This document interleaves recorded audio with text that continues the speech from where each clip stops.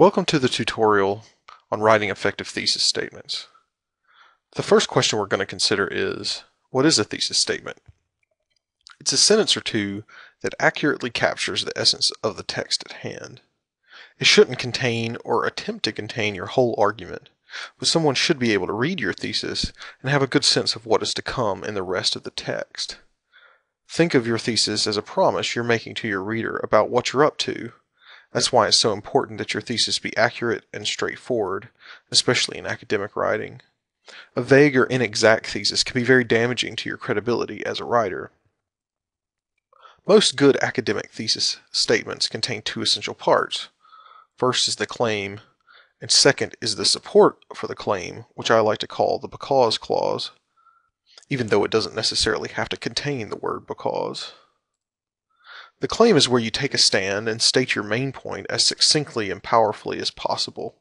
So if you're writing an essay explaining why you think The Empire Strikes Back is the best science fiction movie of the 20th century, your claim can be, and probably should be, as simple as The Empire Strikes Back is the best science fiction movie of the 20th century. One of the biggest mistakes that inexperienced writers often make with their thesis statements is hedging too much. That is, they don't just come out and state their position, either because they're afraid of seeming too bold, or they're afraid of not sounding academic enough. So they throw in a lot of unnecessary language that usually just ends up getting in the way of their actual argument. Something like this. In the space travel-based science fiction genre, The Empire Strikes Back may possibly be one of the best movies to be made in the 20th century.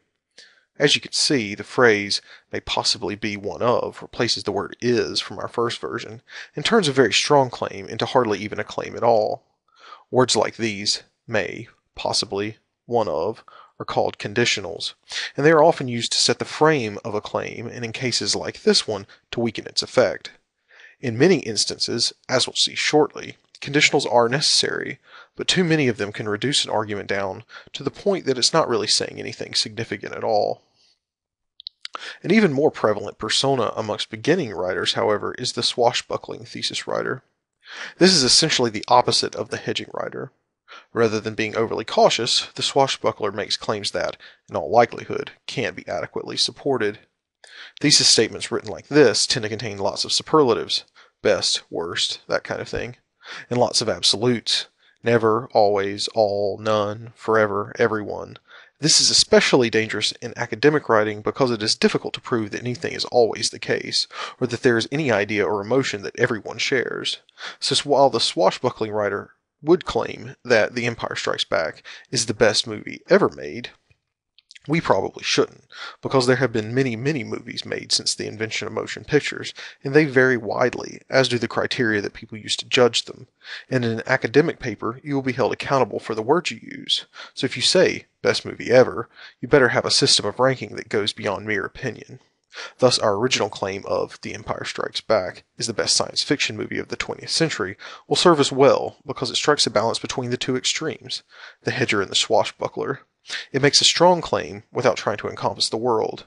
It sets out a manageable and still debatable argumentative task, which should be the underlying goal of most academic texts. Next is the because clause. This is just as critical to writing an effective thesis as the claim is.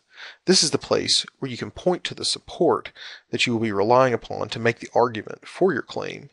And it is also the place where you begin to define the terms of your argument. The because clause begins to answer the question of why your claim is valid. So if we put the two together, we can have a possible working thesis. The Empire Strikes Back is the best science fiction movie of the 20th century because of the combination of a traditional heroic storyline, groundbreaking special effects, and a talented ensemble cast.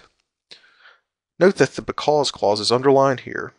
Also note that the because clause clearly establishes the criteria that will be discussed and in what order they will be discussed. Also take note, not every because clause has to start or even contain the word because. For example, we could write instead, the combination of a traditional heroic storyline, groundbreaking special effects, and a talented ensemble cast makes The Empire Strikes Back the best science fiction movie of the 20th century. In this version of the thesis, we reverse the order of the clauses, which affects the way the sentence is read, and the emphasis that each part receives. And we've totally removed the because, yet the relationship between the claim and the because clause remains the same. So, what makes a good thesis? As we've already seen, the two main characteristics of a good thesis are accuracy to your overall argument and clarity. Accuracy refers to how well your thesis reflects the actual argument of your entire text, both in terms of content, that is, do you actually make the argument for your thesis that your thesis promises, and in terms of narrative, that is, do you follow the path that your thesis lays out. If it helps, think of your thesis like a roadmap through your text that lays out the main points of interest. And it's the job of the body of your text to actually go on the intellectual journey that the thesis sets up. Because of our thesis, the audience we're writing to would expect our text to discuss how the storyline, special effects, and cast work together to make The Empire Strikes Back the best science fiction movie of the 20th century. Clarity, however, is a difficult thing to define in writing because what is clear for one person may not be clear for another, and likewise what is clear in one context, say in a highly technical filmmaking journal, may not be clear in a more general audience publication like Time magazine, even though both writings may be about the exact same information. So the main requirement for a clear thesis statement is to know or make an informed estimation about who you're writing to and what their expectation and knowledge about your topic may be. No matter what your audience and their familiarity with the subject, they will expect you to clearly define your terms of argument, the ones you establish in your thesis. In the case of our example, they will expect you to explain what logically makes one movie better than another in regards to your criteria of evaluation. This is the place where using conditional words or phrases might be necessary. For example, rather than claiming that The Empire Strikes Back is the best movie ever, we said it's the best science fiction movie. This is a condition we're putting on the thesis to make it more manageable and reasonable. Additionally, by limiting our discussion to science fiction movies made in the 20th century, we're not forced to compare The Empire Strikes Back to newer movies, where the disparity between special effects technology might make the argument less meaningful. Again, being very careful about how you define your argument in your thesis is a balancing act between not overstating your case and not understating it to the point that it carries no weight.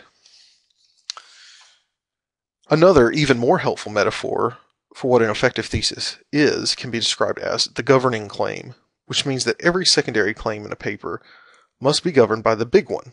Otherwise, they are simply digressions. That is, each particular topic of discussion needs to be tied directly into the persuasive goal in your thesis. By ensuring the shared focus from point to point, as each must relate to and support the overall purpose, you help guarantee that your text will consistently stay on topic and not work against itself at any point. So, imagine that your essay is the United States, conceived of as a singular entity, indivisible and unified, which from one perspective it certainly is. However, we know that the United States is divided into subsets, the individual states, which are like the paragraphs that come together to form the totality of your essay. Taken even further, we know that each state is divided into counties, towns, and eventually individual people, as your essay could be divided further into sentences, phrases, and individual words. So what holds all these parts together and ensures that they work toward meaning rather than chaos? For the United States, it is the Constitution, and the Constitution of your essay is your thesis. It is the governing claim that dictates what is included and what is excluded in all those smaller units. So to continue with the metaphor, a state can have a law that the federal government doesn't have. All states do. Similarly, you can have sentences, paragraphs, and ideas that aren't explicitly mentioned in your thesis.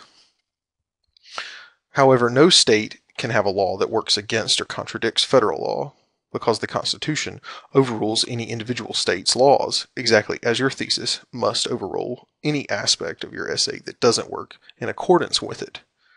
So, as you can see here, while we might find it interesting in the abstract to compare space combat special effects from various science fiction movies, we would only want to do so in our essay if that comparison contributed in some way to our stated thesis.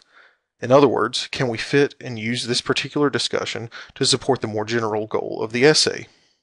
If we found instead that such a discussion ended up largely being tangential and unrelated to our main argument, we would have to discard it, just as states are sometimes forced to do away with laws that are determined to stand in opposition to the federal law. But don't be too inflexible. If most of your ideas and paragraphs paragraphs seems to be at odds with your thesis, perhaps it's time to amend your thesis to better reflect the rest of your essay instead of vice versa. However you get there, the key is that your finished project reflects a harmony between your thesis and the body of your text. So now you may be thinking, how do I go about writing an effective thesis? In questions of writing, the point of putting ideas into actual use is always where the rubber meets the road. This is made particularly more complicated because no two people share exactly the same writing styles, processes, or techniques. That is, what works for one person may only throw up roadblocks for the next. And figuring out what works best for you as a writer typically just takes practice and a willingness to try different things. This sometimes means you might have to start over. Nonetheless, there are a few tried and true bits of advice that will be of use to many academic writers of any experience level. First, thesis statements do not necessarily have to be single sentences, especially if you have a particularly lengthy list of points or a complex bit of logic to work through. It is usually better to break these kinds of things down into more manageable units of thought and writing than it is to go through a feat of linguistic gymnastics to make something work grammatically. Second, don't spend too much time trying to write a perfect thesis before you actually write the rest of your text. In all likelihood, your ideas and arguments will evolve as you proceed with the writing, and you won't actually be able to match your thesis to your text until you go back over both in revision. You can waste a lot of time trying to perfect a thesis that probably won't survive intact in the final draft anyway. Third, be willing to put things bluntly or inelegantly at first. Many fine and published academic essays have a thesis that begins, "This essay will show that... While it may not be the most poetic phrasing in the world, it does two important things. First, it unequivocally signals to readers that, here comes my thesis, and second, it creates an active structure for the writing that follows. In other words, by saying, my essay will show, the thesis turns writing into an action or a kind of communication.